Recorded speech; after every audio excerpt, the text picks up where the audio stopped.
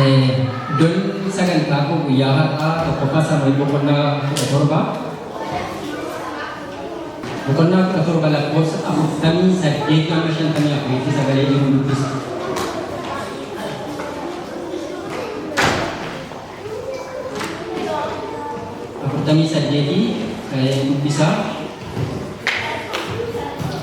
Yeroo Goliyaadii Filisxeemichi ka'ee Daawititti adeeme, Daawitis isa rukutuudhaa fi ariitiidhaan gara tarree lolaa Filisxeemichaatti hin fiige.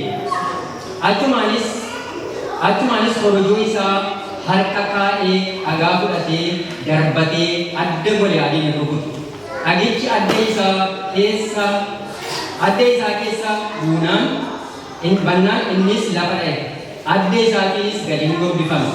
Daawit dillaa utuu of harkaa hin qabaatin akkasitti durrisaa fi dhagaadhaan Filisxeemicha hin mo'ate. Innis Filisxeemicha rukutee hin ajjeese. Kana booddee gara isaatti fiigee irra dhaabatee billaadhuma Goliyaadiin man'ee isaa keessaa luqqifatee ittiin mataa isaa irraa hin muree jedhe. Warri Filisxeemis loltuun isaanii inni jabaan akka du'e yommuu argan fiiganii baqatanii jedhe. Maqaan Waaqayyoo haa eebbifamu. Sagaleen guyyaa har'aa tajaajilu billaa kee barbaadadhu waan jedhu tajaajilu barbaada. Sagalee kana garuu dubbachuun barbaaduun ture waa'ee billaa kana irratti gaaf tokko isiniif kaaseera ta'een beeku yookaan immoo billaa kee barbaadadhu kan jedhu mata duree kana waan fudhadheefan qaba umarratti hiika isaa isinitti hima. Sababiin isaa Gooftaa Yesuus Kiristoos kakuu haaraa keessatti bartoota waan tokko jedhee ture. Maal jedhee? Billaa bitadhaa jedheenii ture. Mi'a keenya akka nuyi deebinee barbaaddannee wanta kaleessa ittiin jireenya keenyarraa Waaqayyo diina keenya ittiin galagalchee isa sana lafa keenya akka nuyi kaafnu barbaada ganama kana. Maqaan Waaqayyoo haa eebbifamu. Billaa kee barbaadadhuudha mata dureen koo. Sababiin isaa tokkoffaadhuma Saamu'eel boqonnaa 21 lakkoofsa 1-15tti akkana jedha. Sagaleen sana waan jedheef tokkoffaa Saamu'eel boqonnaa 21 lakkoofsa 1-15tti akkana jedha. Garuu amma sana dubbisuuf waan baay'atuu fi lakkoofsa 4 kaasee lakkoofsa 6 kaasee dubbisa. Buddeena ilaalchaa isa fuula Waaqayyoo duraa fudhanne sana malee buddeenni kan biraan waan hin jirreef buddeenni ho'aan gaafasuma akka iddoo buufamuuf lubichi isuma addaan baafame sana fudhatee hin kenneef. Gaafas hojjetaa Saa'ol keessaa Dee'oogee Edoomtichi inni fuula Waaqayyoo dura akka hin adeemnee fi ittifame tokko achi ture. Namichi kun ajajaa namoota horii Saa'ol tiksaniiti. Itti fufees Daawitii inni mootichaa ariifachiisaa waan tureefi ani billaa koo yookiis mi'a lolaa koo hin fudhanne. Billaa yookiis eeboo of biraa hin qabduu jedhee Abiimelekiin hin gaafate. Lubichi deebisee kunoo billaan Goliyaadii Filisxeemicha isa ati dachaa Eelaa keessatti ajjeeftee uffataan maramee dirata fuula duraa sana duuba jira. Isa malee kan biraa waan as hin jirreef isa fudhachuu yoo barbaadde fudhadhuu jedheen. Daawit immoo kan akka isaatii hin jiru isa anaaf kennii jedheen. Maqaan Waaqayyoo haa eebbifamu. Egaa sagalee kana akkuma isin ilaaltan isin guutummaa isaa dubbifadhaa. Dhaabbannee dubbisuudhaaf xiqqoo yeroo isaa waan fudhatuufi anis firii isaa dubbadhee ka'een maaliif akka inni sagalee kana dubbatti isinitti himuu barbaada. Yeroon kun yeroo itti Daawit fuula Saa'ol duraa baqatee gara Gaatiitti deeme jechuudha. Gara Gaatii kana gaafa deemu inni immoo yeroo sanaa Yoonaataan immoo maal jedhe Daawit yeroo sana anaaf du'a gidduutti tarkaanfii tokko duwwaa dhabe jedhee yeroo inni Saa'ol sababii maaliitiif Saa'ol kan inni eeboo si'a meeqatti darbataa tureefi yeroo maraatummaan isaatti dhufu geessee hin gaafate mucaa keenyaa ergii gitaara naaf taphatu kiraara naaf taphatuudhaan yeroo inni kiraara taphatuuf sanatti maraatummaan isaa irraa soofaa jedha. Sababii kanarraan kan ka'e yeroo maraatummaan isaa walii irraa sooftu mucaa isaa kana immoo deebi'ee aniifati soddaa taana mucaa koo hafuudhu jedhee yeroo ittiin itti dubbatutti soddaa mootii ta'uu salphaadhaare jedhee daawwititti deebisaa ture. Haa ta'u malee fuula isaa ol dura gaafa baqatee dhaqee gaatitti galuudhaaf deemaa jiru inni kanaan dura dachaa eelaa keessatti eenyuun rukutee ajjeesee beeka. Kanaan dura warra Filisteemota warra sarakkisaa turan sana loltoota gidduudhaa obboloota isaa gaafachuu dhaqee furrisa fudhatee deeme dhagaa korojoo shamborsaa isaa keessa keewwatee deeme. Isaan garuu yeroo sanatti Filisteemichi Goliyaad inni jedhamu kun inni dhundhuma torba jedhamee dheerinaan gootummaadhaan Filisteemota dura dhaabbatee Israa'elitti roorrisaa ture kun waan baay'ee isa aarse gara lolaatti ba'e.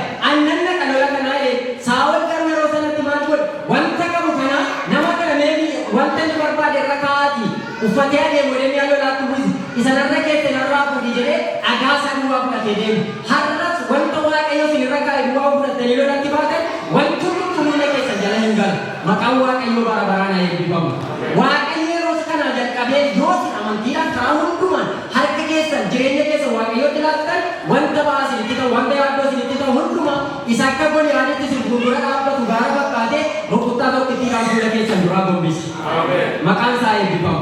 Kan gombisatu addaan fuulduratti gombifame addaan fuula keessan duraa haa gombisu Waaqayyo. Namoota tarii diina ta'uu lola ta'uu rakkina ta'uu wanta adda addaa keessa jiraachuu dandeessu Waaqayyo kan nama kanaa billaa qabdu sana billaa hafuura qulqulluu si hidhachiise sana lafaa kaasi lafaa kaleessa sattiin diina kee loltee mo'atte sana har'as lafaa kaasi amma barbaadde lola fuula kee dura jira mudhii kee hidhadhu ammas billicha akkuma kee keessa jiraattu hojii hojjettaa siin jedhaa yeroo Waaqayyo. Maqaan isaa eebbifamu. Hin barbaade billaa isaa gaamma hin ba'e Saa'ol jalaa baqatee gara gaariitti soqaa jira amma natti gidduutti maal godhe loltoota fudhatee Saa'ol jalaa fudhatee ba'e immoo qaba. Gidduutti gara kanatti gaafa dhaqee mana mootummaa hooqammoo gara mana qulqullummaatti godhe achi keessa immoo luba tokko jira lubichi immoo Abimelek jedhama. Maal jedha achitti godhe maal buddeena dheeromne irra wanta nyaannu biraa qabdaa jennaan isa Waaqayyoo qulqullaa'ee adda ba'e malee waan tokko biraa hin qabnu. Inni kun immoo yoo haasa tolfamee bakka buufame malee har'a tolfamee bakka baafame malee hin jiru jennaan isuma nuu kennee gara akka seeraatti immoo yeroo sanatti namni nyaatu sana nyaachuu qabu luboota warra mana Waaqayyoo keessa hojjetan duwwaadhaa namitti akka seera baraka sanaati. Amma garuu maal godhe Daawit inni osoo Waaqayyoo qulqullaa'ee adda baafame kana Israa'eloonni mana Waaqayyoo keessatti nyaatan beelera waan ta'eef hojjettoota isaa sana dhaqee gaafa gaafatu haa ta'u malee amma immoo lubichi Abimelek kun gaanyetti dubbate kun dubartoota bira hojjettoonni kee torban kana keessa yookaan mojoota kana keessa namoonni kabarsi wajjin jiran kun dubartoota bira dhaqan yoo qureessanii buddeenichi buddeena qulqullaa'aadha waan ta'eef yoo nyaatan akka isaan du'an waan beekuuf jedhee gaafannaan lakki moo waan kanatti hin goone namoonni naa wajjin jiran ana wajjin kan jiran kun hundumtu qulqullaa'aadha amma garuu buddeenicha nuun kennee buddeena achi ture sana buddeena maal godhe hin kenneef hin nyaatan. Waa'ee kana gooftaa Yesuus Kiristoos tokko haaraa keessatti dhufe maaliif bartooti kee asheeta baaqelaa maasii keessaa guyyaa sanbataa nyaatu jennaan Daawit garbichi Waaqayyoo akka inni guyyaa sanbataatti dhaqee mana qulqullummaa keessaa ol galee nyaata fudhatee akka isaan nyaataniif isa Waaqayyoo adda baafame sana nyaatan isin amma iyyuu dubbifannee Eeliyaas achitti deebisee isaan gaafate. Macaafa qulqulluu beekuun baay'ee barbaachisaadha. Eegaan sababii kanarraan kan ka'e maal godhe buddeenicha nyaatanii isa booda maal jedhe ana mitiidhaan waan hin ba'eef billaa koo si fudhanne waan tokko illee ofirratti qabanne amma billaa wayoo biraa qabdee adee lubicha gaafate gaafa. Billaa wayoo biraa qabdee adee gaafate. Eenyu gaafataa jira Saa'oltu Daawititu eenyu gaafataa jira Abimelekiin gaafataa jira Saa'olin jalaa baqatee baay'ee jira wanta ta'e. Ani billaa biraa hin qabne amma dhiifadhee waan hin ba'e billaa dhiisee ba'e Daawit. Eewu jala baqataa jiran Daawitiin Saa'olin jala baqataa jira jechuudha. Ariifatee ba'e. Harka duwwaa dhiifattanii ba'ina. Meeshaa keessa lafa keessanii ba'ina. Isa Waaqayyo isinitti sana dhiiftanii ba'ina. Luqaas 12:35 irratti mudhiin keessanii dhatamaa ibsaan keessanii fa'aa ta'u. Mana hedduu gooftaan isaanii hammamuuta danda'an dammaqanii isa eeggatan fakkaattaa jedhe. Kanaaf innis mudhii keessanitti hidhattanii jirtan dubbii sagalee Waaqayyoo maal sagalee Waaqayyoo billaatti fakkeeffamadha miti billaa qara lama qabu jaalaa ara qaba. Sagalee maali? Sagalee Waaqayyoo. Kanaaf billaatti fakkeessa sagalee Waaqayyoo. Sagalicha isa sinduukaa jiru sagalee Waaqayyoo billaa qara qabu sana fudhadhaa dibaa lafa keessanii ba'ina. Lafa kaa'een ba'e. Lafa kaa'een ba'eeti angoon tokko fudhadheen baane nana ittiidhaan hin ba'e jedhee hin gowwoomsaadhaan ni garuu lakka nu biraan qabu inni billaan tokko jiraate inniti gaafa sana dachaa eegaa keessatti ittiin Goliyaadin immoo ajjeestee dhagaan ajjeestee morma isaa irraa kuttee billaan sun nu beeraa bira jira kunoolaa dudduuba akkuma iddoo sagadaa akka kana ifaanitti bitiire isa dugda duubatu maramee achi keessa jira yoo isa kanarraa kana kan biraan jiru sammuu fudhatte dhaqee fudhadhu eenyumichi kan akka isaatiin jiru kan akka isaan jiru mee lafa akkaasaa billaa keessan ilaa samma dhokatee jiru keessa keessanii wayin maramee kan keessan ukkaamsitanii kan jiran kan jirtan lallaba keessan faarfannaa keessan kadhannaa keessan humna tajaajila keessan hiraafummaa keessan ukkaamsitanii kaleessa waaqayyo furrisa waan hunda tokko diina keessan isa guddaa ta'e sana galagalchee irraanfattanii akka deebitanii ndaganaa makka abduutti jalaa baqataa kan jirtan diina jalaa baqataa kan jirtan haasaa billaa keessan ganama kana waaqayyo sumaan billaa si kaleessatti diina keessan gombiftan sanaan fuula keessan duraa hin gombisa waaqayyo ganama kana diina keessan funyaan galagalchan jedhe amanii jettanii si waaqayyo galagalcha humna isaati waaqayyo fuula keessan duraa galagalcha billicha malee subannaan naa kennisu malee haasaa lafaa billaa keessan ilaa amma gaafa sana billaanitti kan inni ittiin bane dhagaadhaan bane wanta xiqqoo fudhatee bane mocha waaqayyo kenneefi dhagaadhaan galagalchee billaanuma isaatti luqqisee kanuma isaatti morma isaa irraa gatee dhaqee Israa'el keessatti maqaa argate Saa'ol kuma ajjeese Daawit kuma ajjeese jedhanii dubartoonni gaafa sirbanii sababii jecha kanaatiif immoo ji'a meeqatti darbataa ture jechuudha boodee eeboo Daawititti jechuudha sababii waaqayyo wajjin jiraachuu keenyaatiif sababii ani ittiin haqa gooftaa Yesuus isa jiraataa bara baraa kana qabnuufi halkanii guyyaa iyya iddoo nutti darbatamu garuu waaqayyo isa tokkitti itti nurraa gombisa maqaan isaa eebbifamu lafa dhaabbanneetu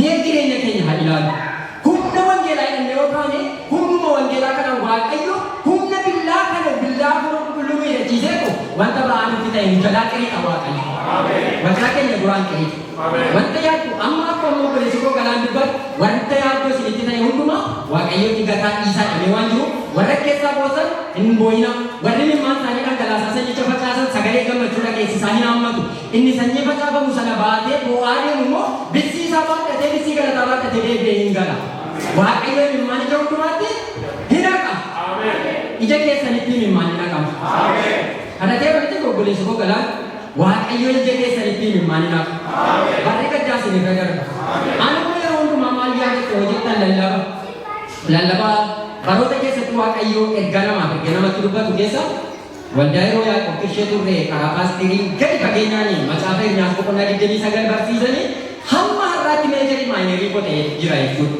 Yeroo sana hundi keenya waraqaa kan qabnu reejektii baannee teenyaa rakkina gidiraa hedduu keessa jirra hojiin qabnu barachuu hin dandeenyu maal kan biyyichatti immoo jaanta achuma keessa waggaa 70 turta waaqayyo isa dubbate hamma xumurutti kan barrisu morma keerraan citu achi erga teessan immoo qotaa aramaa fuudhaas heerumaa intaloota ijoollee keessanis kuusisaa waaqayyo murteesseera.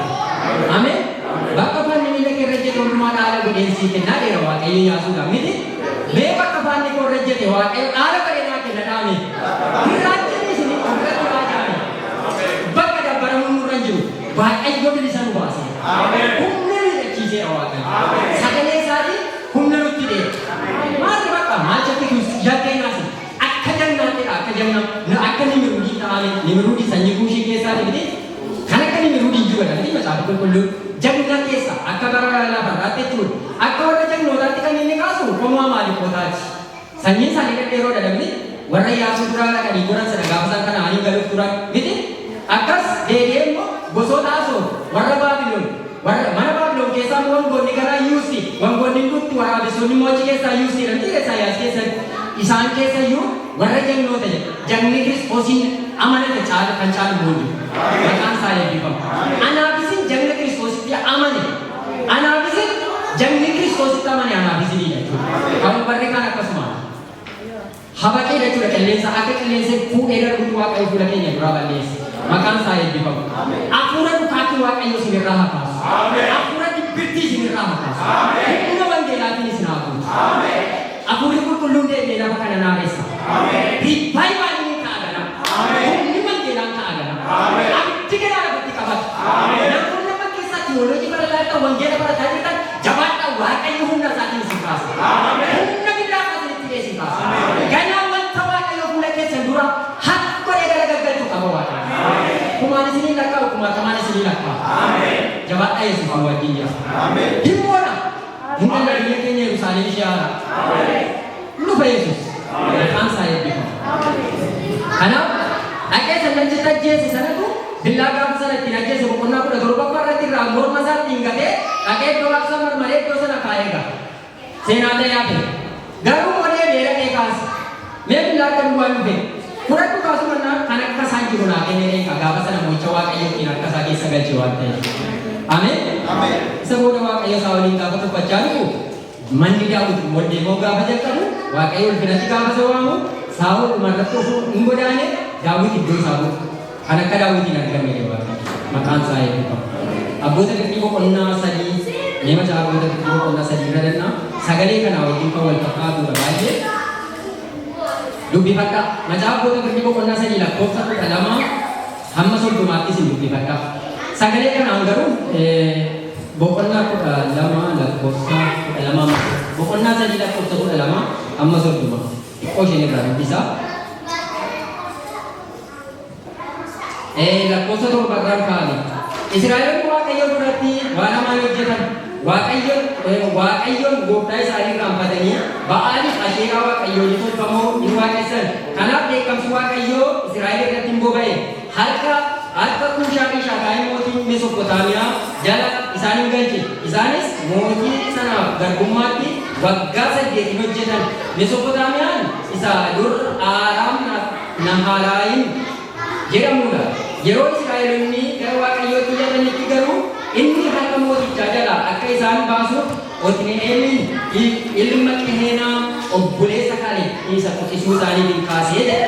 Innis harka mootichaa jala isaaniin baasee maqaan Waaqayyoo eebbifama. Walumaa gala macaafa Abboota Firdii kana hordofee dubbiftan boqonnaa 1 amma boqonnaa 2tti seenaa Iyyaasuuti waa'ee Iyyaasuu waan Iyyaasuun hojjete diviizhin godheetu yaadannoo godhee kaa'a. Boqonnaa 3 irratti dhufee garuu Otni'eel yeroo isaan dhiphataa turan sanatti Waaqayyo inni kaasee fi Otni'eel kan jedhamu tokko kaasee maqaan isaa eebbifama.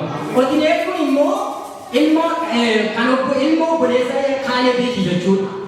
Otni'eel kun gaafa hafuura qulqulluudhaan gaafa ta'u Kuushaa taa'ee mooticha Mesopootaamiyaa kana rukute.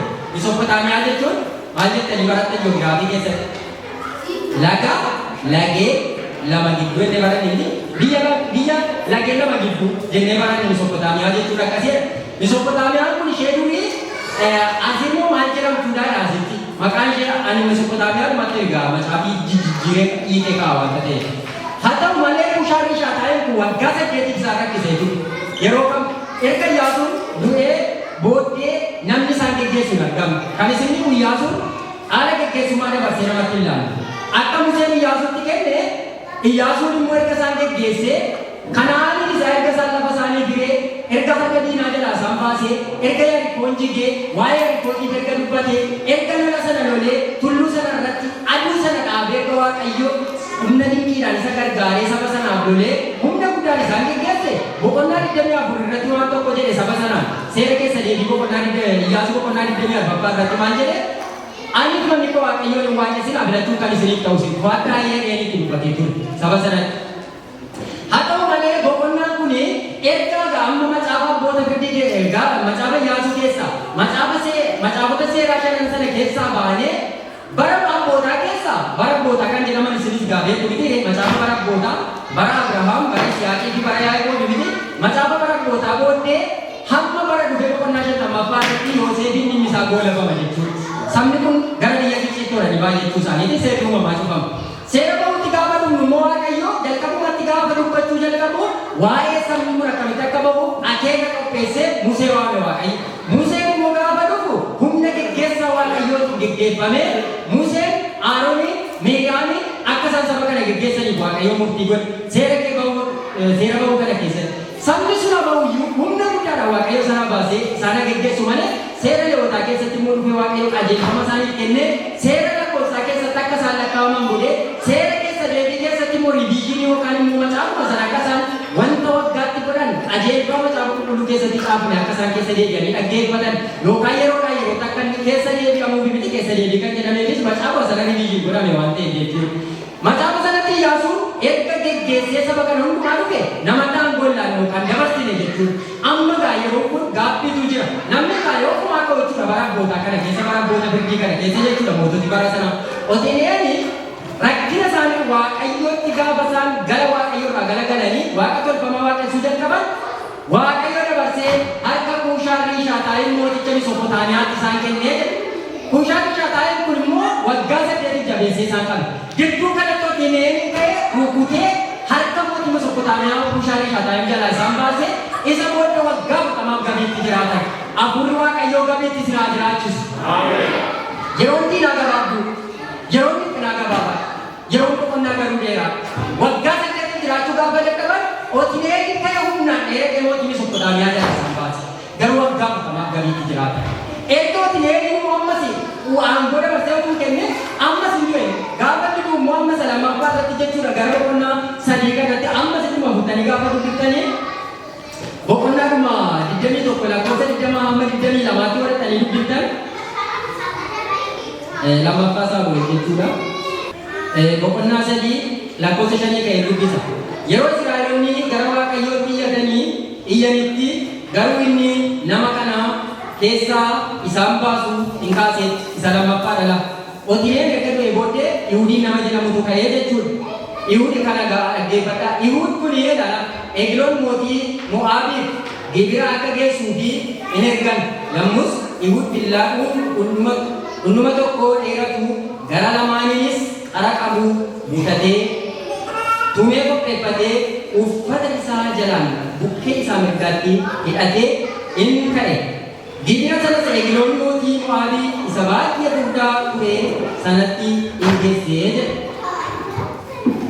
egaan wanti erga keessan nyaate ganama kana sinirraa galagala maqaan isaa eebbifamu erga Ootiniyaaniin mootii Mesophotaamiyaa jalaa waggaa 40 waggaa 8 yeroo isaan rakkatan sana jalaa baasee waggaa 40 Israa'el boqonnaa argatte deebi'ee immoo ammas eebbifamuu boqote erga inni du'ee booddee amma deebi'ee Yihuudi kan jedhamu kun immoo deebi'ee ka'a Yihuudi kun immoo gaafa ta'u amma yeroo lammaffaadhaaf immoo kan saba kana booji'ee jiru nama saba kan biraatu booji'ee jira jechuudha saba kana keessatti asirratti jechuudha Egloonni kun immoo gaafa saba kana booji'u rakkina guddaadhaan qabaatti galchuu isaa kan ta'e Amaaleqoota Heetotaaf Kana'aanota walitti qabatee dhaqee Israa'elootaa naannoo mandara Meexxii jedhamtu rukutee qabate jedhe mandara Meexxii jedhamtu kana gaafa rukutee qabatu humnaan qabee Israa'eloota kana bulche wanta humnaan isin qabe keessaa waaqayyo ganama kana guutee isin haabaasu sagaleen kun torban kana waggaa kana isin duukaa adeemu humni billaa fura waaqayyo isin duukaa adeemu billaa kee lafaa kaasii waaqayyo billaa kee dhimma baasa kana booddee Egloon maal godhee gibira keessa yeroo hundumaa Israa'el gibira gaggeeffachiifata amma garbummaatti galteetti gaa yeroo sana Egloon kun immoo furdinaan nama beekamaadha baay'ee nama furdaadha namni macaafa qulqulluu keessaa Egloon nama furdinaan beekamaadha dhaqeettuma ni barcuma isaa irra taa'uutu jedhe kana booddee hin keessa egaa hojjettoota isaa wajjiniinitu ka'ee keessa jechuudha Yihuudiin kan jedhamu kanatu Israa'eloonni birrii sana birrii maali birrii gibiraatti kennaniitti geessi mootii kanatti mootii Amoonotaa kanatti geessi kennaniitti kennaa fudhatee deemu gaafa dhaqu innoo billaa dhundhuma tokko baasu kana billaa dheeraa isaa fudhatee hojjisiifateetu qarsiifatee karaa dhachuun as keessa keewwatee dhaqee ol gala billaan kee dhimma baasa billaan keessan dhimma baasa isin gara barbaaddanitti hiikkadhaa ani sapooniitti billaa kee murteessin billaa kan kaasan deemsi malleetti billaa kan kaasan billaadhaan dhumuune gooftaan dhumarratti jecha kana waan jedhee waa'ee mataa isaatiif jedhe garuu billaan hafuura keetiin dhimma baasa dhibanni si keessa jiru dhimma baasa asitti hiikkachuu dandeessa maqaan waaqayyoo haa eebbifamu billaa isaas keessa keewwatee gaafa inni dhaqu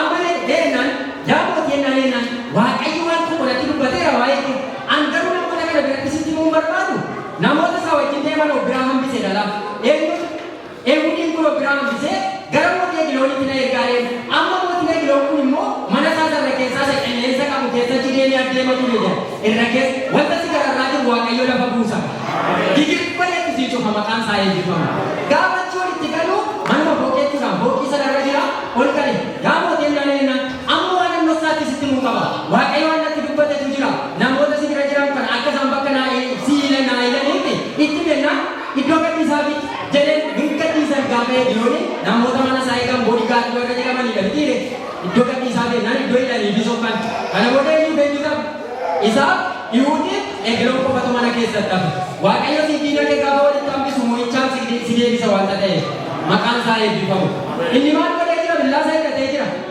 maal fuudhee godhatee jira gibira fuudhee dhaqee jira mudhii isaatti keewwatee jira Egloon gaafa walitti galu egiloonni tantaru yaa mootii waan sitti mun qabaa jedhe akkasumatti gaafafaatti fuulatti wal argataniiru inni dhuguma seesaa ta'e gaafanillee achirraa ol galu dhaqee cuupheeduma isaa uffata billaasaa sanaan jecha godheetu cinaacha isaa kana gaafuma iddoo kana waraanu moora isaa tarsaasee keessa ni dheera. Moora diinagdee ganama kana billaan waaqayyoo tarsaasu. Inni siif jedhee waraaname dhiiga isaanii fannoo irratti dhangalaase inni naaf jedhee waraaname isa nagararraa jiru sana mana gararraa taa'aa ture namti eegiloo gaafatan walitti gale ganama kana walitti siifa galu irree waaqayyoo billaasaa fudhatee siifa tarsaasu. Gaafa walitti galu galgaluma sana waaqayyoo guyyoota sanatti waan dinqii godhe jechuudha.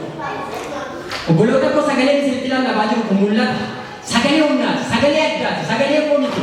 Waaqayyoon wanta isin gararraa jiru anatu jira jedhee qabaasitti jabeeffatee harka isaan si qabee gaadhee jireenya kee eebba kee qabee barakata kee qabee dhala kee qabee mana kee maatii kee jireenya kee qabee kan jiru ganama kana waaqayyoo billaa humna isaatii ergee sirraa tarsaasa.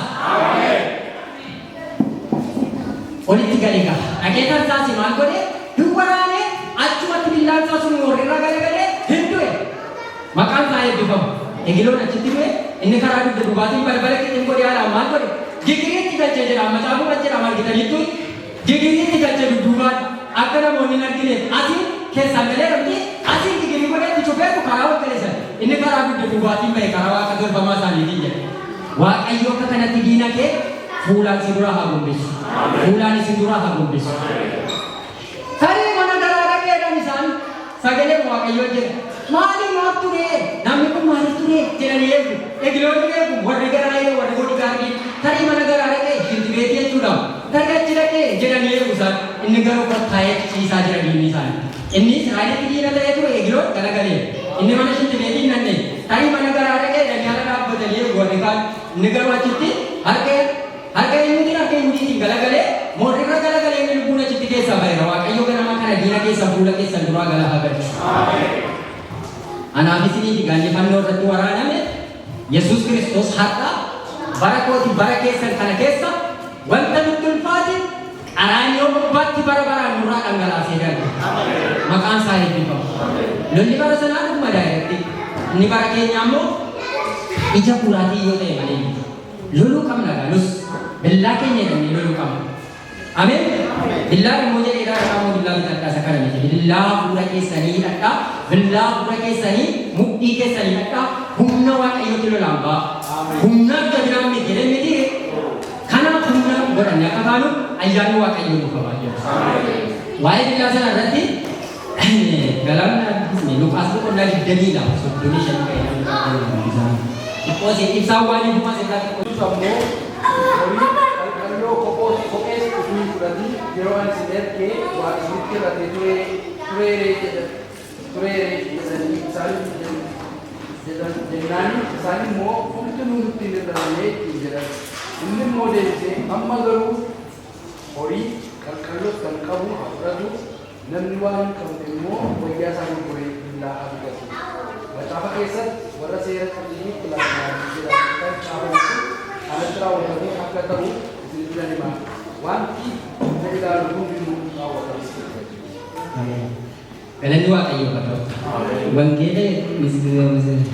Gara wangeela Yohaannis boqonnaa 18 kudhanii amma 11 naa guddisne. 18 kudhanii amma 11 Paasteeriin immoo Luqaas 22 49 amma 51 sagaleen kun gadhee waan jiruuf. Luqaas 22 49 amma 51 paasteeriin dubbifne. Simoon Phexros billaa qaba ture. Billaa qaba ture iyyuu lukkifatee naawwa gaafa lubootaa rukute. Gurra isaa mirgaa irraa kute. Maqaan naawwa sanaa immoo Maalkoos ture. Yesuus garuu Phexrosiin billaa kee manni isaatti deebisi. Xoofoo dhiphina abbaan anaaf kenne keessaa hin dhuguree jedhee. Ameen. Luqaas boqonnaa 22 lakkoofsa 49 amma 51. Yesuus wajjin akka turan waan ta'uuf jiru yeroo hubatanii yaa gooftaa billaadhaan rukutnuu jedhan. Tokko immoo isaanuma keessaa garbichi hangafa lubootaa rukutee gurra isaa isa mirgaa irraa.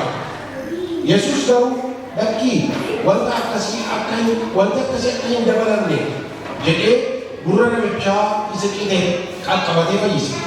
Kana booddee Yesus luboota warra hangafootaa dura buutuu eegduu mana qulqullummaa akkasumas maanguddoota warra isaan qabuuf ba'aniini akka warra saamtuu qabuudhaaf ba'anitti billaadhaa fi bokkuudhaan nyaatanii ittiin jedhee. Galandeessaa. Sagaleen kun wal fakkaataa. Lukaas boqonnaa 22 inni sila 22 inni godhesu koo galaan inni sila koo 35 achitti maal jedhee yeroo kan isin waame bartoota isaa waame yeroo isin erge wanti isin itti hir'ate jiraayee jenna humtuu nutti hir'anneenaan egaa isinitti hima amma hundi qabeenya qabu baasee inni wayyaa qabullee wayyaa isaa gurguree billaa bitatanii jedhee garuu haa ta'u malee asitti ajajatti dabartee billaa bitatanii dhuguma bitatanii jechuudha maaliif dhuguma immoo jettanii gaafa sana eessaa fuudheetu gaafa billaadhaan gurra isaatti butee billaa hidhatanii jiru jechuudha. Garuu maal jedhe gooftaan inni gara fannootti guyyaa deemaa jiru sana maal godha? Billaa isa sana luqqifatee maal godha?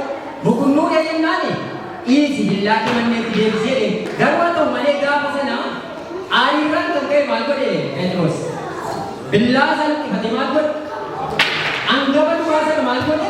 Gurra isaa itti butee jedhe. Maqaan isaa eenyu jedhaman? Baalkaan yookaan immoo baalkaan jedhamaa inni gurratti jiru. Haa ta'u malee gurra sana immoo gooftaan fuudhee isaatiin masalatti deebise. Dinqii guddaa hojjetame waa'ee billaa kana irratti jechuudha.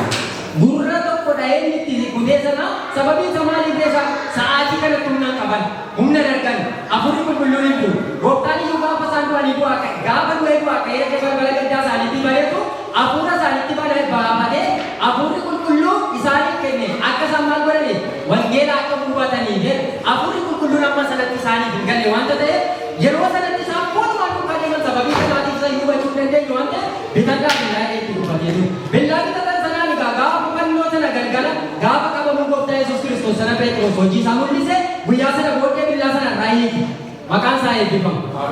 Billaa kemanneetti deebisi billaa kan kaasan billaadhaan uumame gaafa sana dubbate ergasii jalqabee waa'een billaa nabe ofii isaatii maal ta'e Yesuus Kiristoos fannootti darbee nuu fannifame billaa sanaan nu waraaname sababii sanaan waraansi bara baraan nurraa buqqa'e.